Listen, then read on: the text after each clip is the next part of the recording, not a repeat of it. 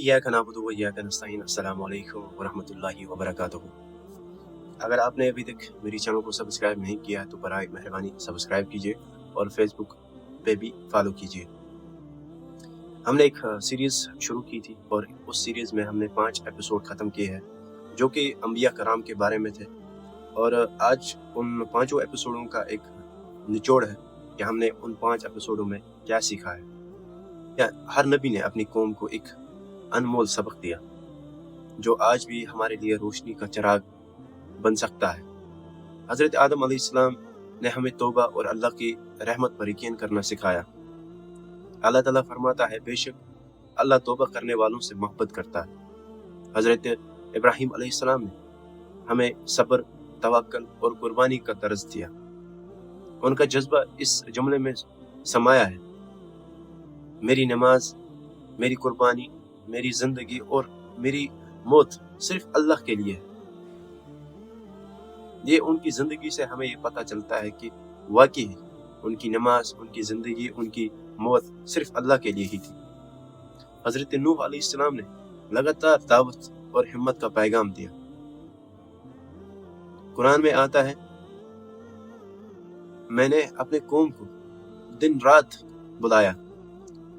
ये हमें सिखाता है कि हक की दावत कभी नहीं रुकती, चाहे मंजिलें कितनी भी मुश्किल हो, लेकिन चलना नहीं रुकना चाहिए।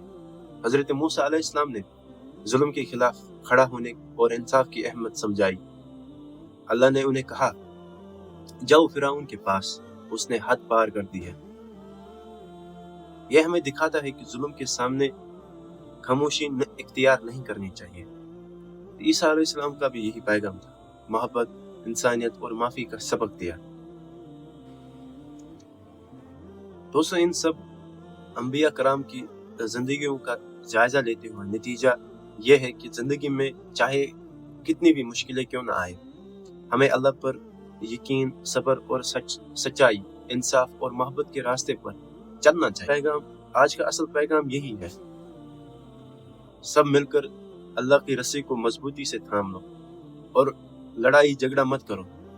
अगर हम देखते हैं यहाँ पे भी वो इससे लड़ाई करता है, ये इससे लड़ाई करता है, इससे क्या होता है, हमारा ही दीन बदनाम होता है। अगर हम अंबिया अलैहिस्सलाम के इन पैगामात को अपनी जिंदगी में अमल में लाएं तो न सिर्फ हमारी जिंदगी रोशन होगी बल्कि हम दुनिया के लिए भी रोशन और रहमत बनेंगे। यही असल मकसूद है, अल्लाह की रजा हासिल करना और इंसानियत को बेहतरीन तरीके से जीना सिखाना। यही दीन हमें यही दर्ज देता है। अंबिया कराम की जिंदगी भी हमें यही सिखाती है कि मिलजुल कर ही एक समाज बनता है, मिलजुल कर ही एक सोसाइटी बनती है और मिलजुल कर ही एक मोहब्बत का एक फूल खिलता है। इसीलिए अपने आसपास जितने भी लोग हैं उनसे मोहब्बत से पेश आए और इस चैनल को जरूर सब्सक्राइब कीजिए। बाकी वसलम, अल्लाह हाफिज़ व नासिर। कल फिर से आपसे मुलाकात होगी एक और नए एपिसोड के साथ।